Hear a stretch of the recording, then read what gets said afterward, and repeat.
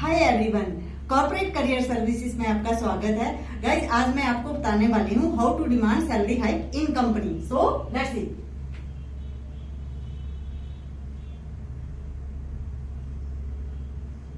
How to demand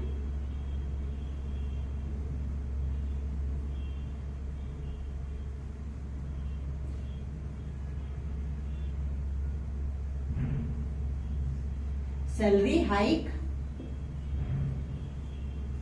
in company. Okay, जब हमारे पास क्वेश्चन आता है कि what's your salary expectation, company वाले कोई भी ऑर्गेनाइजेशन है, ये क्वेश्चन जरूर हमारे सामने आता है। तो फर्स्ट आपका क्या आंसर, आपका क्या है वो होना चाहिए क्वेश्चन। दो तरीके होते हैं सैलरी डिमांड करने के, कि जब आपके पास ये क्वेश्चन आ रहा है तो आपने यही जवाब देना है कि as per company terms. First है हमारा, सॉरी, एज पर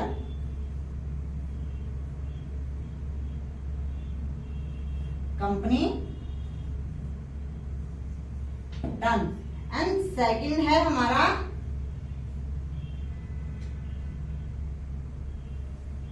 on our demands।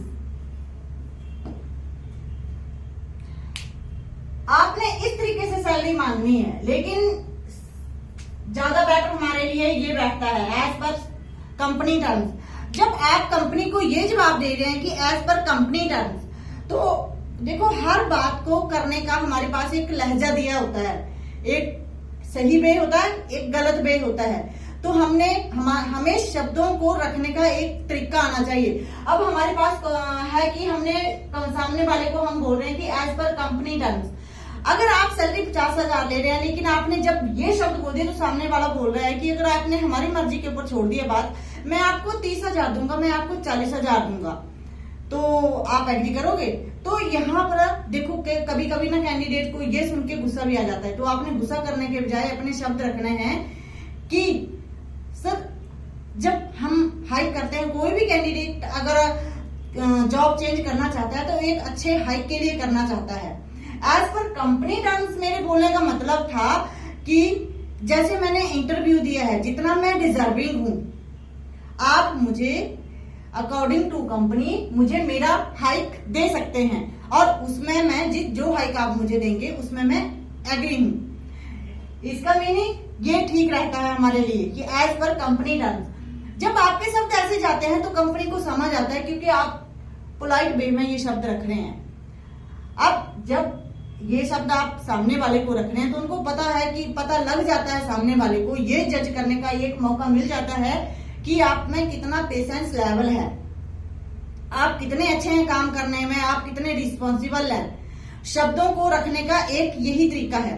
Then second हमारा आता है ऑन आवर डिमांड्स।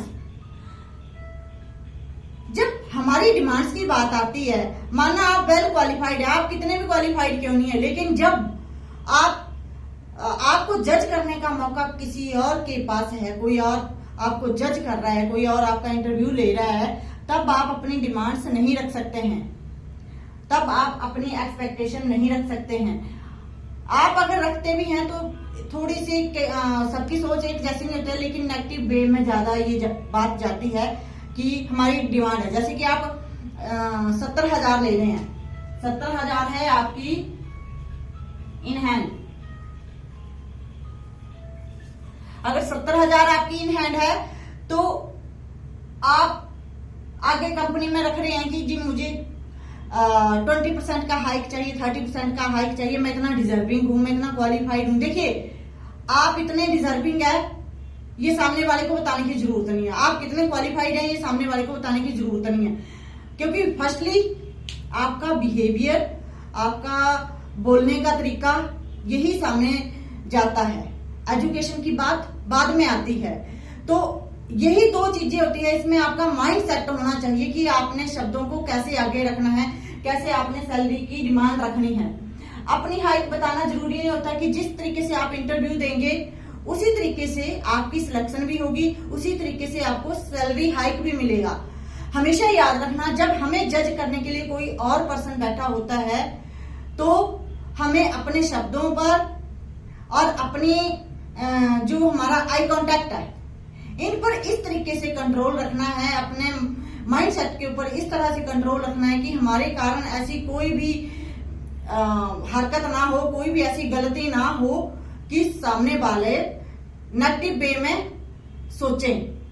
बाकी फिर भी आपके कोई क्वेश्चन रहते हैं तो आप मुझे कॉल कर सकते हैं 7807892089। Corporate career services, Baddi, Sai road, Dharamkanta चौक। Thank you.